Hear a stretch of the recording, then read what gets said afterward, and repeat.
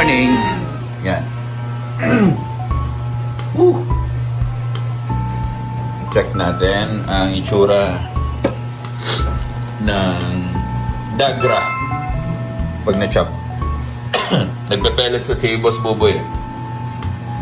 So ganito yung itsura niya. Yung sinabi ko sa inyong malaman talaga siya. Malaman. Wala akong tongs. Eto. Minsan sa pagchichicharon, para nasamid na. Minsan pangit yun yung sobrang malaman eh. Kasi kapag na-overcook yung laman na yun, mapait. Yan, ganyan siya. So bago namin isalang yan, since hindi nga kami nagbibilad, hassle kasi kung magbibilad pa. Pero maganda pa rin magbilad ah. Sa akin naman naka-air dry. Yan, may fan. May fan. Yan siya, tik-tik siya. Pero ginagawa namin yon kapag natilad na. So, pag naging pellet siya, ito na siya. Ito, gano'n natin ito. Wala tayo ng ibang. There. So, ganyan. Ayan o, kakapal. Tapos, shoutout natin si Sir Jerome ng Pooper's Choice, Batangas. Tsaka si Ma'am Joanne for welcoming us back. Visit nyo yung Pooper's Choice, oh. Nakita ko yung account nila. Ang lakas na nila. Batangas City. Hopefully, maka-visit ako dyan. Minsan. Sir Jerome. Okay. So, ganun. So, meron talagang natutulungan tong channel natin. So, yun, hopefully, mas dumami pa. Natin si Boss Buboy. Open mo nga, boy.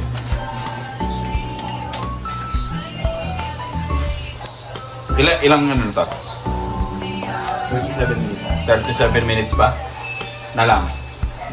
Ay, Walang para 37 minutes. Sa 2 hours yun. Okay. So, yan.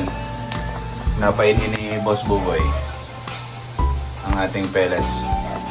Konti-konti lang tayo gumawa. 100 kilos lang, mga ganun. Meron tayong order from Sonia's Garden sa may Tagaytay. Alfonso Tagaytay. So yun lang, pinikater natin yung ibang mga resellers natin sa store. Mama! Sa store, ubos na rin ang chicharon. Oo. Puro pellets ang natira.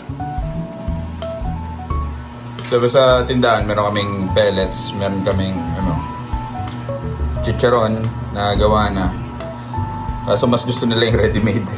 Siyempre kakainin na lang eh. So there.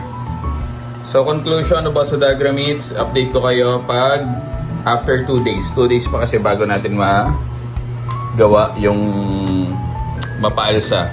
So update ko kayo kung anong kalalabasan, ilang packs lahat ang kakalabasan nito. Kasi we are expecting na mas konti yung pakete na magagawa rito kasi sobrang kakapal. Tingnan mo naman yan, oh. Hiniwalayan mo ko, boy?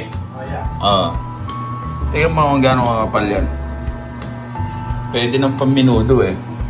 Excuse me. So, tignan natin kung ilang pack. Kung profitable pa yung Dagra Meats. Ang benta ko is 140 per pack.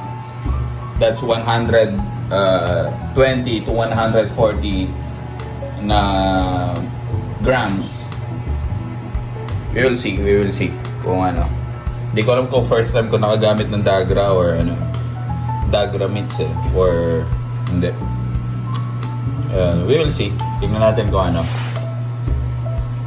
So pag naluto kasi to parang konti na lang ulit rin matitira sa tindahan ng pambenta. Then bili ulit tayo, ganun lang. Paulit-ulit lang. Hindi man tayo malakas. So hindi rin naman mahina. At least merong mga nabibili yung mga customer doon, natitingnan yung products natin. magde-deliver din ulit tayo sa SM kasi may order na ulit sila. Isa sa Tagaytay, tapos yung ibang resellers natin. Okay? Roughly siguro mga 200 to 200 plus packs to magagawa. Ganun lang. Till next vlog. Tingnan natin. After 2 days, tignan natin kung okay siya pag napaalsa. Let's go!